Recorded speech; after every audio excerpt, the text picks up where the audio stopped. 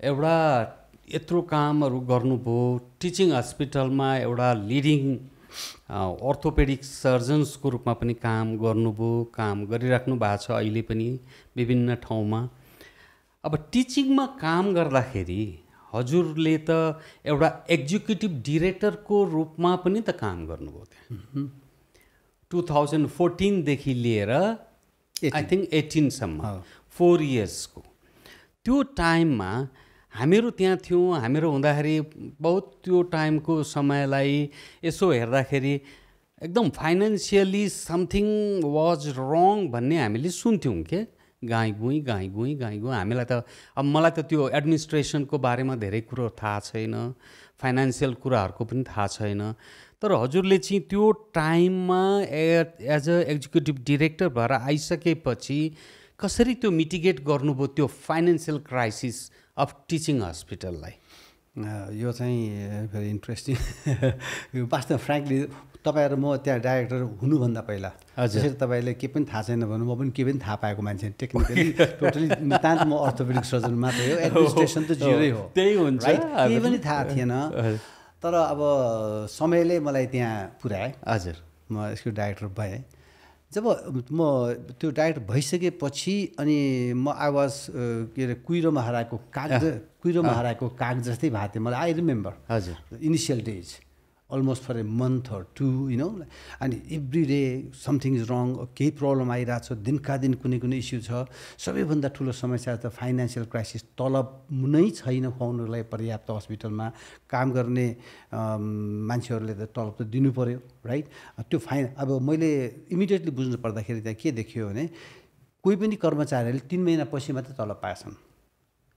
हो, त्यो 3 महिनापछि तलब पाउनु सायद कुनै पनि प्र्याक्टिसिङ डक्टर्सको लागि त प्रब्लम नहोला, तर बिहानदेखि 9 to 5 काम गर्ने कर्मचारीहरूलाई त I think it's very very important. So यो चाहिँ त्यो नै पहिलो ठुलो चाहिँ एउटा चुनौती मैले रियलाइज गरेँ। अनि घेराबन्दीमा त पर्ने नै भयो, तलब खुवाउन नसकेपछि। सबै मभन्दा पहिलाका प्रिडिसेसरहरू सबै परेकै थिए, त्यो फेस गरेकै थिए। फेस गरी उहाँहरूले जसरी तसरी चलाउनु भएको थियो, त्यो त मेरो अगाडि पनि आएपछि अनि मलाई एकदम वास्तवमा चाहिँ भने अब कसरी सुरु हुन्छ, म रातभरि निन्दा पनि लाग्नु छोड्यो।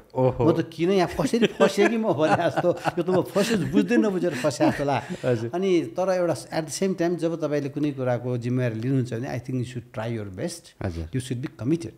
त्यो कमिटमेन्ट बिना चाहिँ कुनै पनि कुरा चाहिँ अगाडि हुन सक्दैन, संस्था चलाउँछ भन्ने कुराले। अनि मेरो वाइफ एकदमै त्यसमा चाहिँ पोजिटिभ होइन। अब यसरी त साध्य हुँदैन, यु सुड डु समथिङ। अब सोच्नु पऱ्यो नि त, कारणमा जानु पऱ्यो नि भनेर अहिले बेला बेला हाम्रो घर सल्लाह पनि हुन्थ्यो। त्यही सिलसिलामा अनि मैले चाहिँ हाम्रो एकदम इम्पोर्टेन्ट साथीको नाम लिन्छु, परशु कोइराला, त्यति बेलाको प्रशासन प्रमुख। उहाँ फेरि एकदमै राम्रो, उहाँहरूसँग मैले धेरै सहकार्य गर्दै के बुझेँ भने अब धेरै क्रक्स यसको चाहिँ कारण चाहिँ सबैभन्दा के हुनसक्छ। अब कुनै पनि कुराको एउटा चाहिँ यो अस्पताल सुरु हुँदाखेरि 300 बेडबाट सुरु भएको हस्पिटल हो, टिचिङ हस्पिटल। मैले लिँदाखेरि 700 बेड पुगिसकेको छ। अब नेपाल सरकारले 300 बेडको अस्पताल चलाउनको लागि दिएको विनियोजन गरिएको दरबन्दी अनुसार तलब आउने भयो। अब जब अस्पतालले कमाएको पैसा चाहिँ रहनै नपाउने, तलबमा खुवाउनु पर्ने भयो। किनकि 700 बेडको भनेपछि त क्राइटेरिया अनुसार त्यही अनुसार चाहिँ नर्सिङदेखि लिएर सम्पूर्ण कर्मचारीहरूको अब डबलभन्दा नि बढी भइसक्यो। 300बाट एक्सपेन्डिचर त डबलभन्दा बढी भइसक्यो भनेपछि त्यो कुरा चाहिँ अस्पतालले आफै कमाएर खुवाउनु पर्ने भएको सिचुएसन अनुभूति गरियो।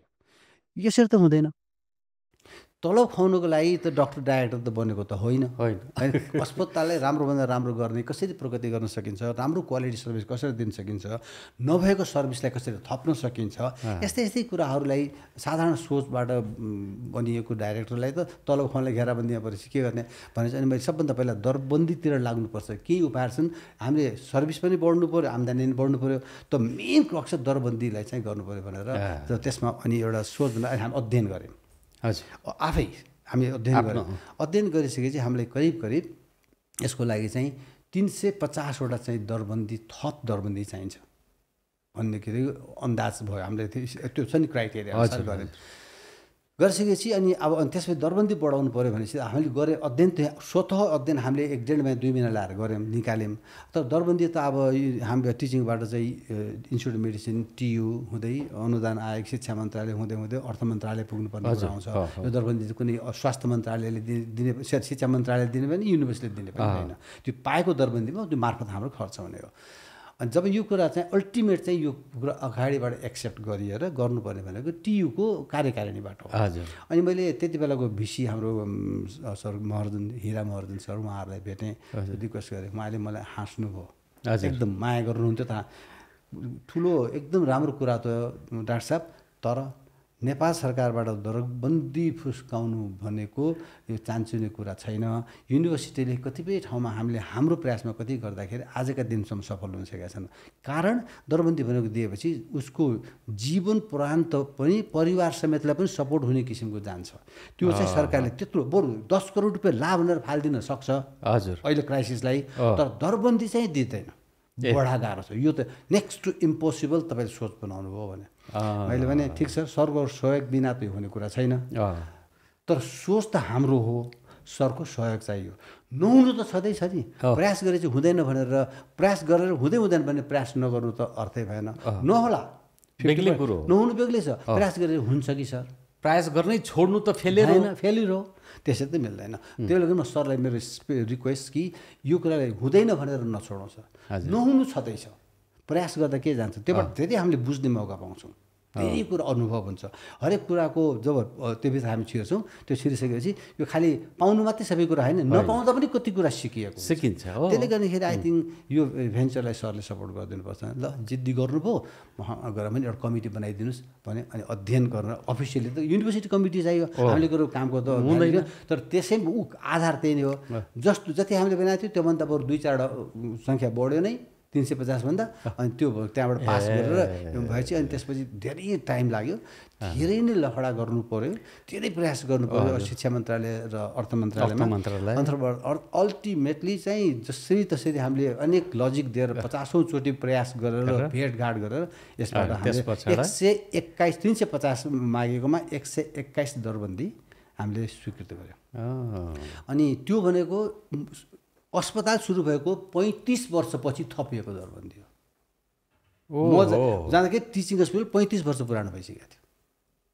अनि त्यति बेला छैन, सोधे नसोचेका कुरा पाइएको छ। सबैभन्दा ठुलो पहिलो सफलता, यो धेरै ठुलो सफलता हो, यो न भूत हो न भविष्य वाला सफलता तपाईँले पाउनु भएको छ भन्ने शब्द पनि सुनियो। तर यो चाहिँ त्यो चाहिँ ठुलो इन्सेन्टिभ थियो मेरो लागि। अनि एउटा चाहिँ सफलता पाएपछि युनिभर्सिटी पनि सरहरू पनि धेरै खुसी हुनुभयो, उहाँहरूले पनि त्यसमा मलाई थप लाइक मेरो हरेक कुरालाई थप सुन्ने हौसला बढाउनु भयो। अनि त्यो that was a great achievement. त्यसको साथसाथै अनि अरू पाएँ। त्यसपछि अनि अर्को आम्दानी बढाउने कुरामा चाहिँ जुन हाम्रो अहिले गणेशमान सिंह बिल्डिङमा पहिला त्यो बिल्डिङ खाली नै थियो होइन, त्यसमा ENT तल थियो, माथिको 2 तला खाली थियो, 3टा अपरेसन थिएटरहरू थिए। त्यो बिल्डिङलाई चाहिँ अर्थोपेडिकको हामीले जुन सर्ने भनेर एउटा बुझाएको छ, त्यसलाई सार्न पायो भने सर्भिस यताको भन्दा डबल सर्भिस, त्यहाँ सर्भिसै डबल हुने, सर्भिस डबल भएपछि आम्दानी बढ्ने नै भयो। तर समस्या कहाँनिर आयो, फेरि त्यहाँ 100 बेडको के अरे 75 बेड 6वटा SDU सहितको बेड जुन थियो, त्यो बेडमा चाहिँ जानु पर्दाखेरि फेरि अब स्टाफ चाहिँ फेरि लिनु पऱ्यो। अब समस्या के आयो, त्यहाँ जाने बित्तिकै मैले जे छ त्यहीबाट गरिदियो भने फेरि आम्दानीबाट त्यसै खर्च हुने, अब यसलाई कसरी थप्ने भने त्यति बेलामा चाहिँ अनि मलाई युनिभर्सिटीबाट अनेक किसिमको मलाई त्यो दरबन्दी बढाउने सिलसिलामा मलाई धेरै गुह्य कुरा थाहा भइसकेको थियो। इन्स्टिट्युट अफ त्रिभुवन युनिभर्सिटी मार्फत टिचिङमा जति पैसा आएको छ, केही दरबन्दीहरू त्यहाँ लुकेर बसेका दरबन्दीहरू पनि थिए। ती दरबन्दीहरू राम्रै नम्बर थिए। अनि त्यसलाई समायोजन गर्ने पछाडिमा लाग्यो। समायोजन गरेर अब यो अस्पतालमा के अरे अर्थोपेडिक्सलाई सर्नु पर्दाखेरि त्यहाँ चाहिँ थप हामीले कन्ट्र्याक्टमा लिनु नपरोस्, सरकारबाट नि सिधा पैसा आउँछ, सिधा आउने हो भने मलाई करिब 100 जति त्यहाँको दरबन्दी स्टाफ नर्स अरू हेल्पर्स सबै त्यो एस्युरेन्स भयो। त्यो अटोमेटिकली त्यो दरबन्दीमा पैसा त कन्टिन्युअसली आउने भयो त्यो। त्यसरी त्यसलाई आन्तरिक समायोजन गरेर त्यति बेला भाइस चान्सलर हाम्रो खानिया प्रोफेसर तीर्थ खानिया सर, उहाँलाई मैले राम्रैसँग कन्भिन्स गरेँ, त्यो बिल्डिङ उहाँकै हातबाट उद्घाटन गराएँ। अनि सर अब तपाईँको चाहिँ 6 महिनामा रिटायर हुनुहुन्छ पोस्टबाट, म 3 महिनामा जान्छु।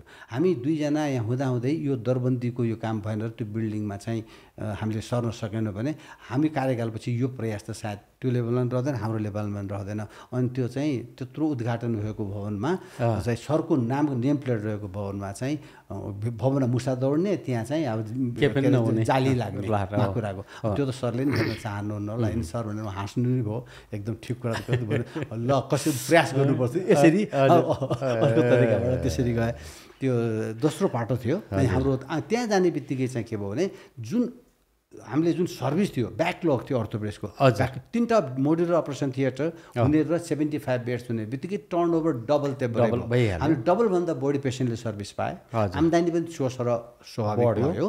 र अनि हामीले छोडेको स्पेसमा न्युरो सर्जरी अरू स्पेसिलिटीहरूले थप सर्भिस गर्न पाए। हस्पिटललाई इन्डाइरेक्टली सबैतिरबाट सर्भिसबाट इन्कम भयो, दरबन्दीबाट हुन सक्ने खर्च पनि बचाइयो। यसरी अर्को आम्दानीको स्रोत सस्टेन गर्ने तरिका त्यो थियो।